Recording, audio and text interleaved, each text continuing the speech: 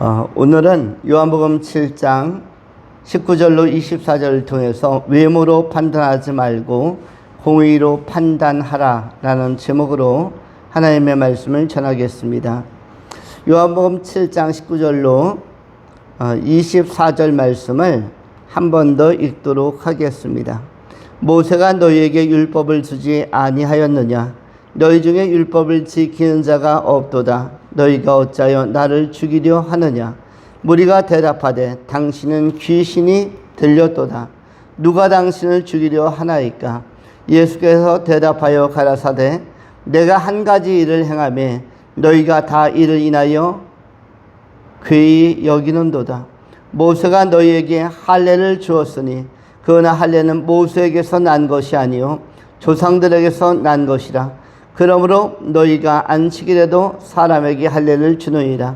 모세의 율법을 폐하지 아니하려고 사람이 안식일에도 할례를 받는 일이 있거든 내가 안식일에 사람의 전신을 건전케 한 것으로 너희가 나를 노여워하느냐?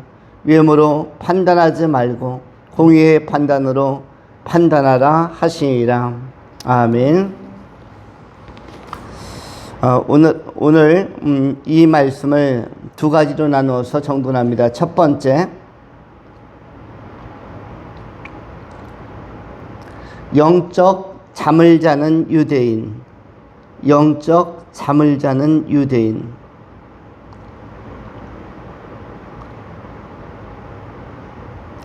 두 번째, 영적 잠을 깨우시는 예수님. 영적 잠을 깨우시는 예수님.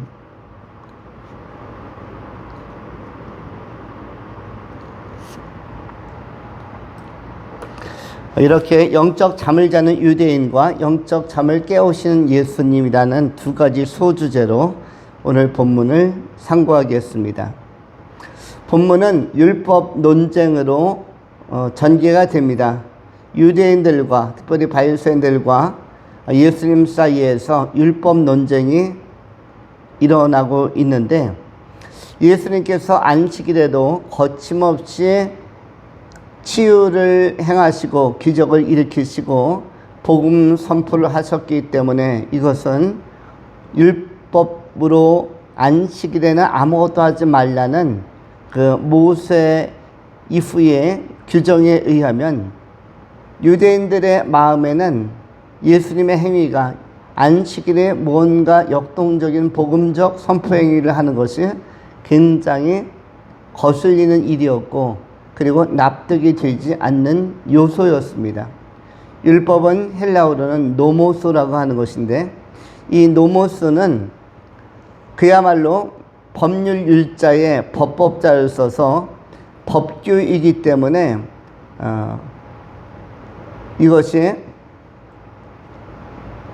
해석이 대단히 중요한 것이고 동시에 이 법이 집행되고 시행되는 것이 대단히 중요한 것이었습니다. 유대인들은 이 율법을 지키기 위하여 안간힘을 썼기 때문에 율법을 과감하게 돌파하면서 깨부수는 듯한 예수님의 치유행위 내지는 기적, 안식일에도 아무것도 하지 않는 것이 아니라 더 활발하게 일하시고 뭔가 이적적인 사역을 하시는 메시아적 선포 행위를 거침없이 하시는 예수님의 행동에 대하여 반기를 든 것이며 이의를 제기한 것입니다. 그러나 이 예수님께서는 너희 또한 안식일에 할례 받는 일이 있지 않느냐? 너희들 율법을 지키며 아무것도 하지 않는다 하지만은 그러나 19절 이후에 나오는 23절까지 모세 시대에도 안식일에도 할례를 받는 일이 있거든 이라고 예수님께서 반문을 하시면서 안식일을 건전하고 건강하게 지키려고 하는 것이 어찌하여 나에게 노여워하는 내용이 될 수 있겠느냐? 안식일에 예수님께서 건강하고 건전한 치유 행위를 하는 것이 어떻게 너희가 그렇게 격동하고 분노하는 그런 요인으로 소인으로 작용할 수 있겠느냐. 그러면서 너희들의 신앙이 무엇인가 궤도를 이탈하고 뭔가 해석학적인 오류나 해석학적인 그 오해가 있는 것이 아니냐라고 예수님께서 이것을 바로 잡아주려고 한 것입니다. 예수님 오시기 전까지는 이렇게 안식일을 건드리는 자가 없었습니다. 물론 예수님께서는 율법의 완성으로서, 율법의 마침으로서 새로운 복음의 시대를 열기 위하여, 새로운 세대를 열기 위하여 오셨기 때문에 이 율법의 완성자로서 이 안식일 날 대담하게 일을 행하신 것입니다.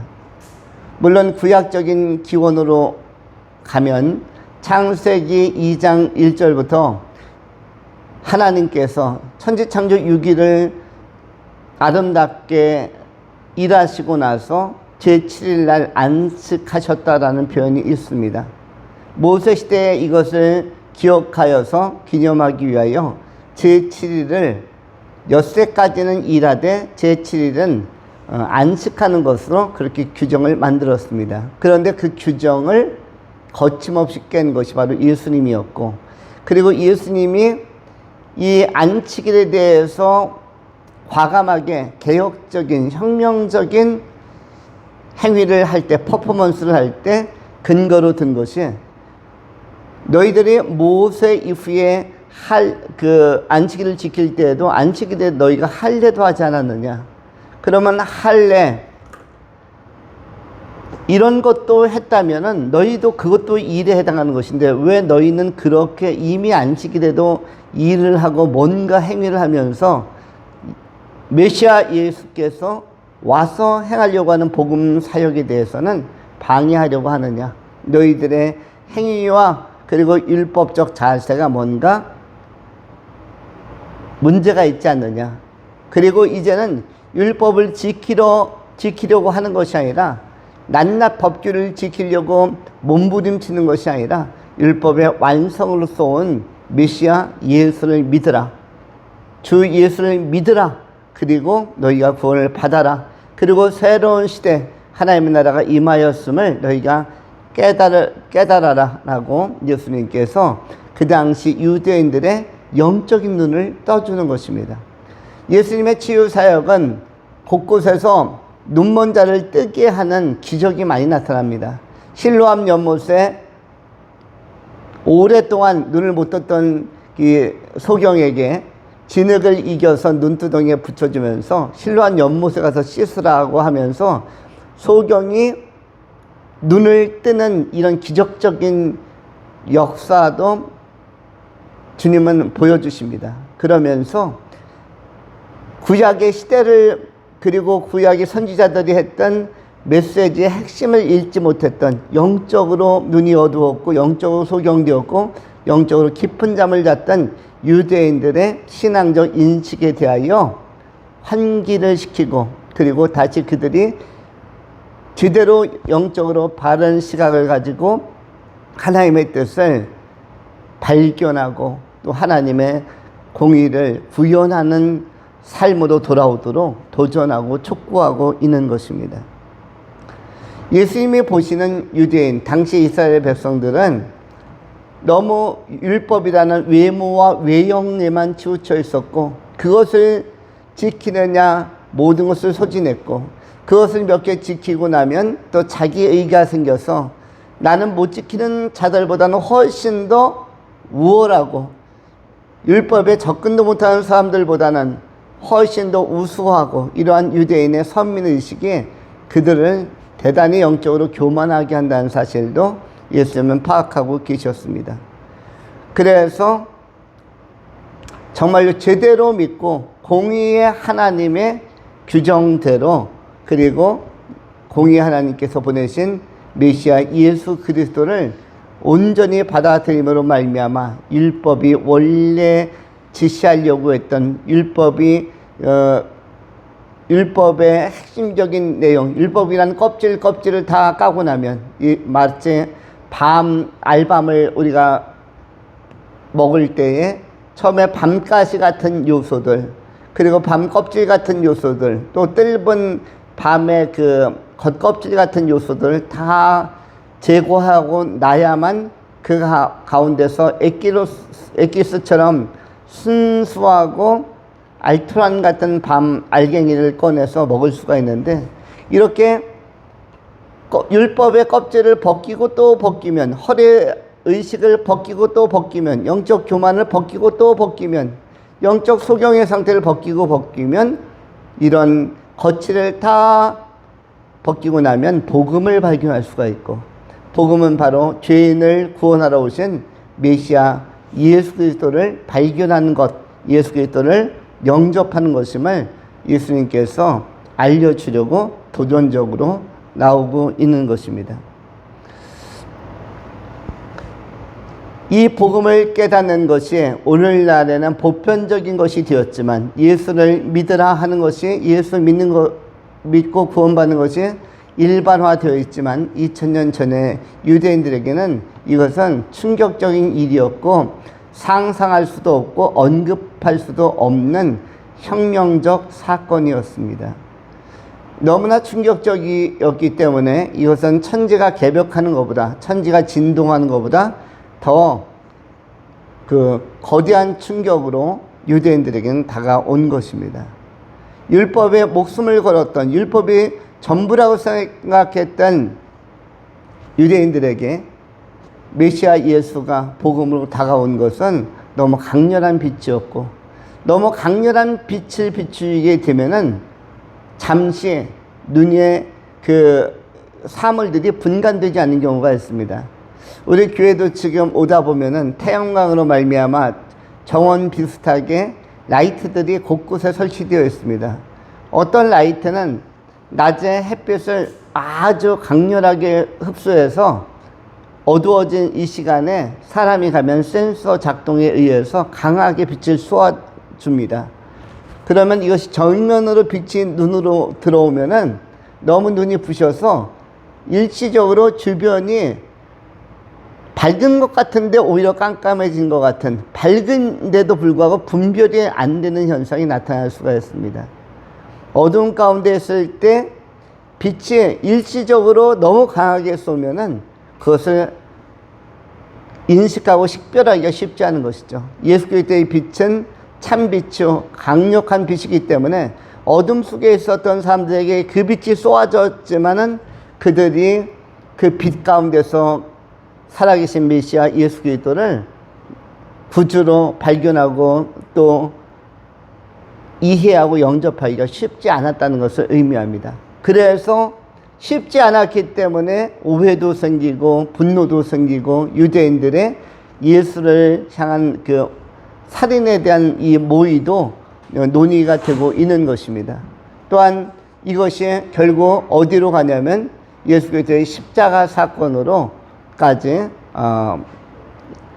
그 과정적으로 전개가 되는 것을 알 수가 있는 것입니다. 예수님은 영적인 잠을 깨우러 오셨습니다. 동시에 오늘 이 시대도 마찬가지입니다. 오늘 예수님께서는 다시 오시는 메시아로서 초대교회 초림 때의 유대인들의 잠을 깨웠다면, 예수님은 오늘날 오셔서 현대의 그리스도인들의 잠을 깨우려고 하실 것입니다. 유대인들의 신앙이 한마디로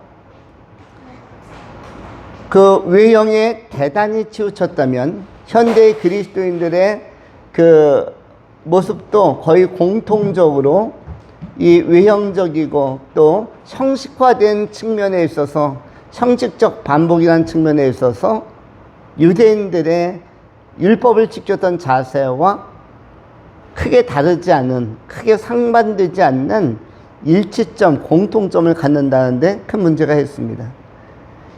유대인들은 복음을 깨닫지 못해서 문제가 있었다면, 복음을 깨닫지 못해서 영적 소경과 같이 살았다면, 현대인들은 타성에 젖어서 역시 영적으로 잠을 자는 또 다른 유형의 유대인화의 현상이 나타나고 있다는 것입니다.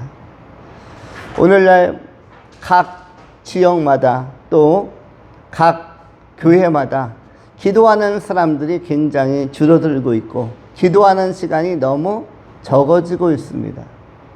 모든 예배들이 그야말로 인스턴트처럼 50분에 또 1시간에 맞춤형으로 끝나고 설교도 짧아지고 기도도 짧아지고 모든 것들이 오늘 본문에서 예수님께서 외모라는 표현을 쓰고 있습니다만 외모적인 측면, 외형적인 측면, 형식적인 측면은 틀에 맞춘 것처럼 어떤 기계로 찍어낸 것처럼 유사하게 나타나지만 신앙마저도 형식화되고 모든 것들이 형식화되어 있는데 실질적으로 하나님과 역동적으로 교제하는 이 사귐으로서의 영성적인 기도나 사귐으로서의 예배가 너무 약화되고 있다는 것입니다. 유대인들만 영적 소경이 아니었고 영적으로 잠을 잔 것이 아니었고 예수를 영접했다고 하는 오늘날의 그리스도인들, 현대의 그리스도인들도 동일한 잠, 형식화의 잠에 깊게 심취되고 있다는 사실에서 우리는 반성적인 성찰과 반성적인 결단이 필요한 것입니다.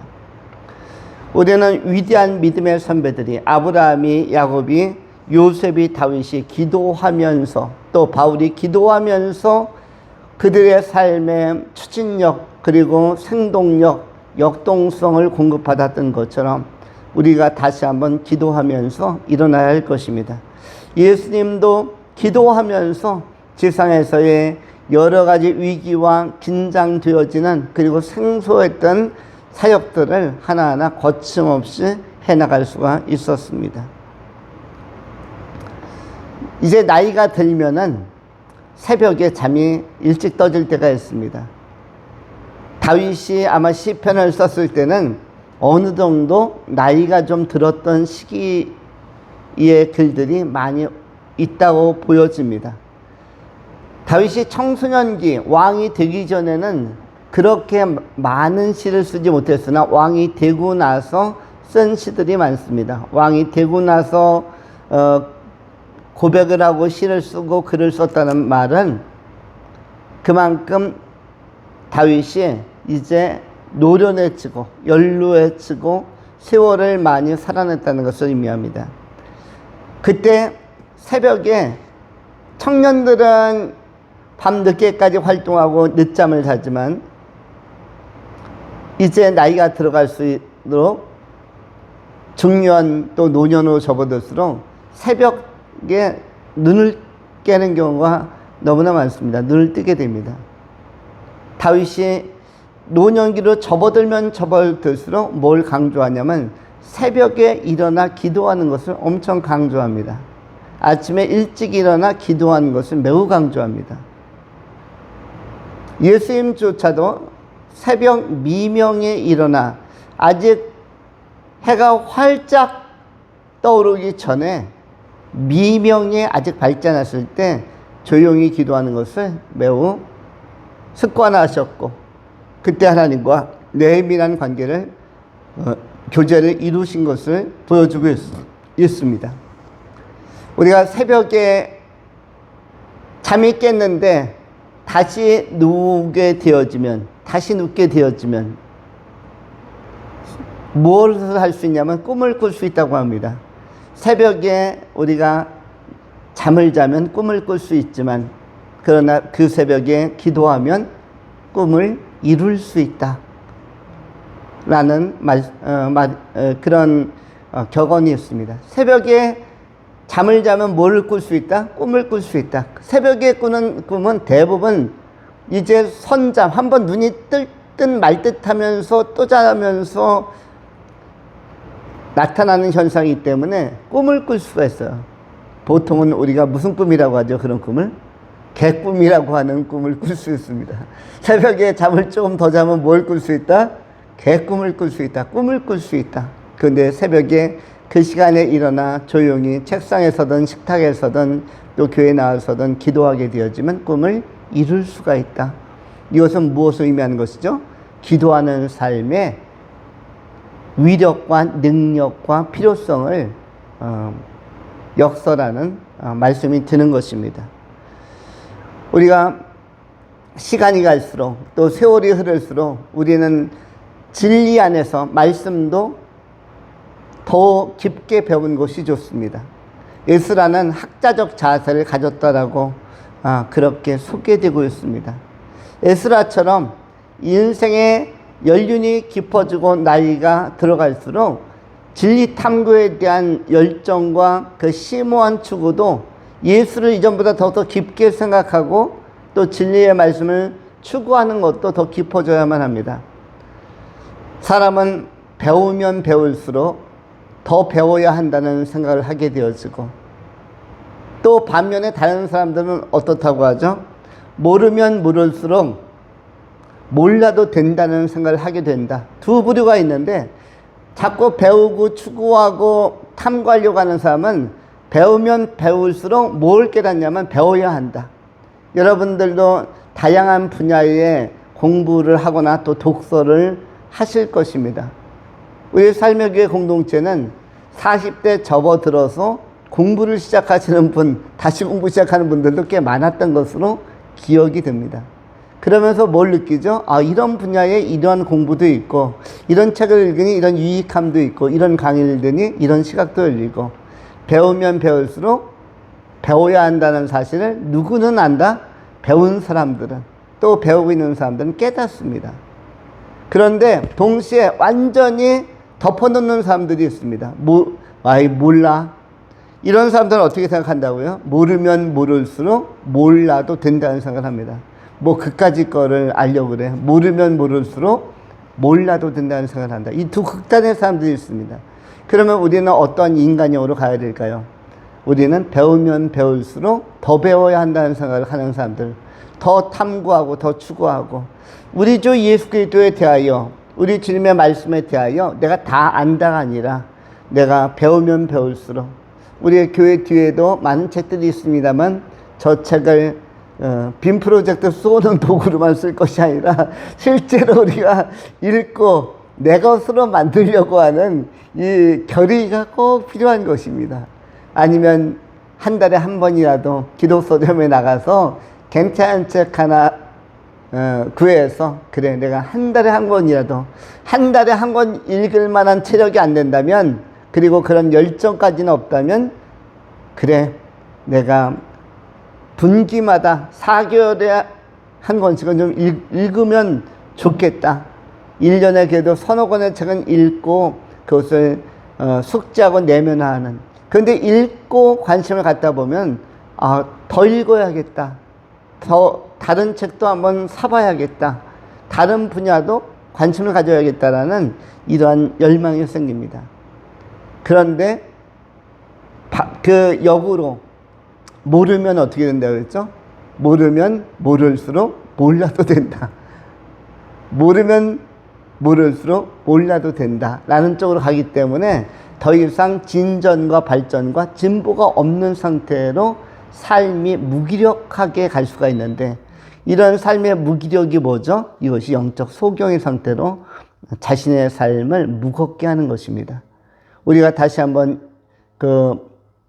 주의 은혜 안에서 신선하고 새롭게 영적인 눈을 뜨고 현대의 그리스도인들이 정말 다시 한번 열정을 가지고 주님을 찬미하고 예배하고 또 기도하고,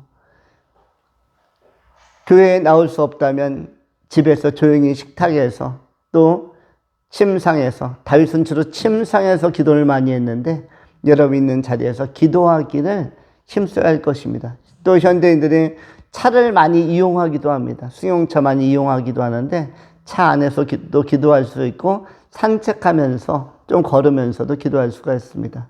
우리가 믿음의 선배들이 또 예수님께서 보여줬던 이 영적 고향의 상태, 영적인 생명화의 상태를 우리도 닮아가면서 오늘날 깨어있는 믿음의 성도들로 하나님을 영화롭게 드릴 수 있는 귀한 결단이 임할 수 있기를 축원합니다.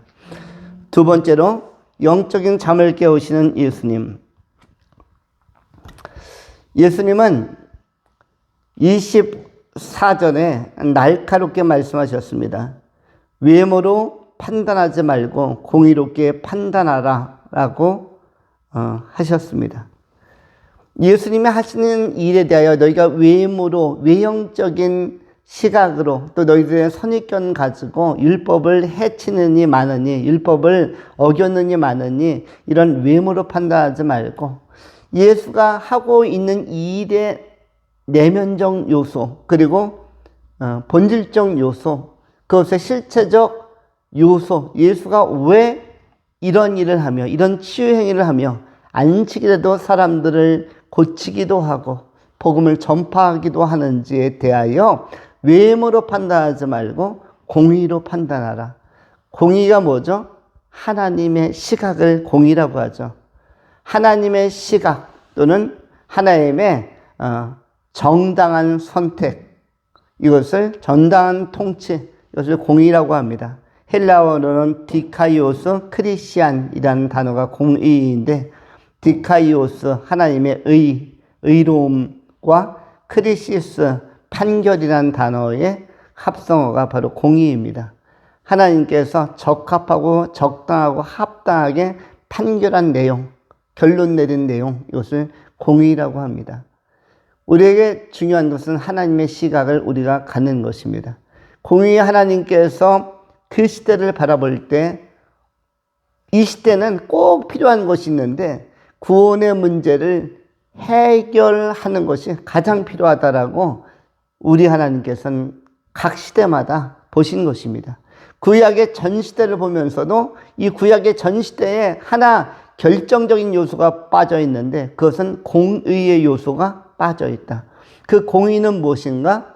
죄의 문제가 각 시대마다 창세기든 출애굽기든 신명기든 또 사사기든 모든 시대마다 그 결정적으로 아쉬움이 있고 안타까움이 있었는데 그 문제는 죄의 문제였고, 하나님의 이 공의로운 시각 안에서는 바로 구원에 관한 문제가 시대가 안고 있는 심각한 오류였으면, 시대적 오류가 바로 구원에 관한 심각성으로 나타났음을 우리 하나님께서 지적하신 것입니다. 그런데 구원에 관한 문제를 해결하기 위해서는 우리 인간적 입장에서는 회개가 필요했고 또 하나님의 긍휼과 자비 안에서의 또 대속의 은총, 속죄의 은총이 필요했기 때문에, 그래서 율법을 통해서 또 종교법을 통해서 번제를 통해서 제사법을 통해서 피 흘림의 의미와 대속의 의미, 십자가의 의미를 선이해하도록 주님께서 율법을 통해서 전조적으로 제시하신 것입니다. 어린 양이 피 흘릴 때마다 하나님의 아들 메시아가, 그리스도가 피 흘려야 된다는 사실을 너희가 기억하라. 어린 양이 피 흘리는 것이 안타까운 것이 아니라 어린 양이 피 뒤에, 그 예표 뒤에서 실행되어질, 미래적으로 실행되어질 십자가에 달리신 예수를 바라보라, 주목하라. 예수 그리스도를 통해서 공의가 완성되어지고 각 시대의 사람들이 그 십자가에 달리신 예수, 어린 양으로 예표되어진, 피 흘리는 어린 양으로 예표되어진 순전하신 예수를 바라보고 믿는 자들이 구원을 얻는, 바로 이 메시아의 필요성과 메시아의 오심을 바라보는 자를 공의로운 하나님에게 적합한 자, 디카이오스 크리스찬이라고 표현하는 것입니다. 오늘 이 시대도 마찬가지입니다. 이 시대는 예수께서 이미 십자가에 달리시고 부활하시고 승천하시며 통치하시고 다시 오시기를 대망하고 소망하는 시간입니다. 우리 삶의 교회가 참으로 좋은 것이 하나 있다고 합니다. 그것은 누가 전해준 이야기냐면, 계룡대에 있는 우리 조아람, 이제 한 일주일 있으면 병장이 되는데, 조 병장의 전언에 의하면 조 병장께서 우리 살배교회 예배에 대해서 분석을 했습니다. 유튜브를 보고 그 여러 가지 분석한 결과 살배교회 예배는 특별한 점이 하나 있다. 그래서 무엇이 특별한가 하면은 일반적인 교회나 보통 다른 교회는 부활에 관한 설교나 복음에 관한 설교가, 십자가에 관한 설교가 1년에 딱 한 번 부활 절기에만 나온대요. 고난 절기 그 주간에 딱 한 번 나오는데, 우리 삶여기에는 1년 50이죠. 매주 나오고, 그리고 주중 예배까지 매주 십자가와 부활 이 복음이 매주 모든 예배에 다 선포되고 있다. 수요 예배도 십자가와 부활, 주일 일부 예배도 십자가와 부활, 주일 2부 예배도 십자가와 부활. 예수께서 십자가의 대속의 은혜와 은총, 이것이 1년 150번, 200번의 예배면 예배, 모든 예배, 성경 공부까지 하면 200번도 넘겠죠. 모든 예배가 부활주일 예배다. 이것이 정말 특이하고 놀라운 일이다 라고 저한테 이야기를 해 주었습니다. 그래서 삶의 교회 예배는 분명히 다르다. 그리고 우리 삶의 교회 모두가 공감하는 것처럼 지난 코로나 기간에 3년 동안 속지 않고 사회적인 시각 또 정부의 어떤 지침에 개의치 아니하고 하나님 우선으로 하나님의 시각과 관점에 근거해서 단 한 주도 예배를 빼지 않고 비대면 예배가 아닌 대면 예배를 영과 진리로 드렸고, 거기에다가 상상할 수도 없는 수련회를 한 해도 안 빼놓고 모든 해 수련회를 다 갔고, 때로는 강화도로, 때로는 동해바다로, 이렇게 때로는 홍천으로, 뭐 이렇게 가평으로 다 갔고, 중간중간 또 야유회도 가끔 가기도 하고, 또 주일날 그토록 금지해서 자칫 잘못하면 고발당할 뻔한 것들이 뭐죠? 식당이죠. 식사하는 것들. 주일 예배 끝나고 나면 항상 식사를 했습니다. 코로나 기간에 그 금기 중에 하나가 뭐죠? 율법 중에 율법이 뭐죠? 절대로 식사하면 안 됩니다 였는데 식사를 했고, 또 성가대 서면 안 됩니다도 지침 중에 하나였습니다. 왜냐하면 성가대는 옆에 있는 사람과 어깨를 맞닿고 앉거나 서기 때문에, 그래서 찬양하면 침을 튀기면서 목소리를 높이기 때문에 코로나균이 전파되고 또 전파될 가능성이 성가대 안에는 많이 있습니다. 우리가 아무리 침을 안 튀기면서 소리를 내려고 해도 우리가 하다 보면은 입을 크게 벌리기 때문에 공기에서 공기로, 우리가 보이지 않는 호흡기에서 호흡기로 얼마든지 그 세균이 번져갈 수도 있는 것이죠. 그럼에도 불구하고 성가대를 1년 50이죠. 다 썼습니다. 이러한 것도 경이로운 것입니다. 그런데 세월이 지나고 나서 생각해 보니까, 이 조병장의 시각으로 다시 생각해 보니까 참 잘한 것이었다.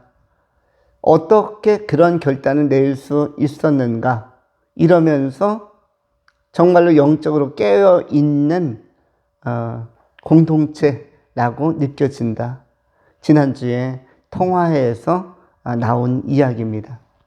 우리는 우리 나름대로 하나님 앞에 신실성을 지키기 위하여, 또 일관성을 지키기 위하여, 음부의 권세가 이기지 못한 교회를 세우기 위하여 최선을 다했지만, 하나님 보시기에는 후회 없는 선택이었던 것 같다는 생각이 드는 것입니다. 사람은 후회를 합니다. 그런데 그 통계에 의하면 정말로 어려운 일이지만 어려운 결단 끝에 실행을 하고 나서 후회하는 사람은 나중에 결과가 좋지 않아도 그것을 웃으면서 넘길 수가 있지만, 극복할 수가 있지만, 결과가 안 좋았을 때도. 근데 주저주저 하다가 결국은 실행하지 못하고 남는 후회들은 인생 평생 끝까지 그 후회의 대못이 강하게 박혀서 잊혀지지 않는다고 합니다. 우리는 주저하지 않고 코로나 기간에 일관되게 예배하면서 한 번도 주저해 본 일이 없습니다.